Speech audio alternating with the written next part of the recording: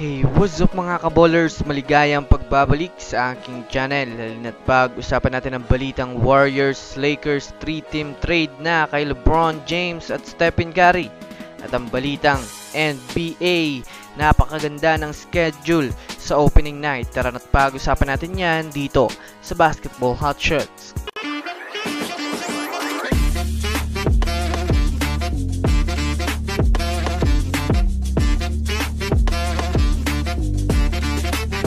Una nga muna tayong dumako mga kaballers sa balita patungkol sa napakaganda nga daw mga kaballers ng schedule na inilabas ng NBA sa opening night.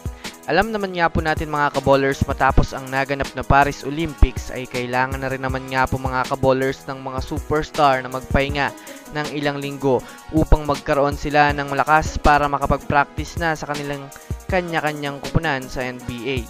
Para nga po sa kaalaman ng lahat, naglabas na rin naman nga po mga kaballers ang mismong NBA ng schedule sa opening night petsa 22 ng Nobyembre at talagang kaabang-abang nga po mga kaballers dahil ang maglalaban-laban nga dito mga kaballers ay ang kupunan ng Boston Celtics kontra sa kupunan ng New York Knicks. Sunod naman nga po dyan mga kaballers ang kupunan ng Los Angeles Lakers kontra naman sa kupunan ng Minnesota Timberwolves. Kung susumadayan nga natin mga kaballers, napakaganda nga po ng bakbakang ito, lalo pat makikita naman nga natin ang ating paboritong mga superstar na makapagpasikat muli sa NBA. Samantala, dumako naman tayo mga kaballers sa balita patungkol sa 3-team trade na maaaring magkasama si LeBron James at Stephen Curry.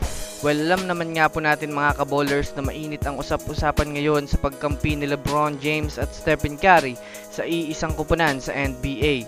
Sa kadahilan ng naging maganda nga po mga kaballers ang chemistry ng dalawang ito sa Team USA at nakita natin kung gaano kalakas maging magkakampi sa LeBron James at Stephen Curry. Kaya naman marami nga po mga kaballers mga NBA analyst ang nagtutulak na mangyari na ang hinahangad ng mga fans kagaya na lamang ng inilabas na trade proposal ng isang NBA analyst na si Vishwesha Kumar na para nga po mga kaballers mangyari ito kailangan nga daw makuha ng Lakers si Keldon Johnson, Harrison Barnes kasama ang dalawang future first round picks habang mapupunta naman sa kupunan ng Golden State Warriors itong sina Devin Vassell, Zach Collins kasama ang dalawa din na future first round pick. At dyan na nga po mga kaballers mapupunta sina Stephen Curry at LeBron James sa San Antonio Spurs upang magsama sila.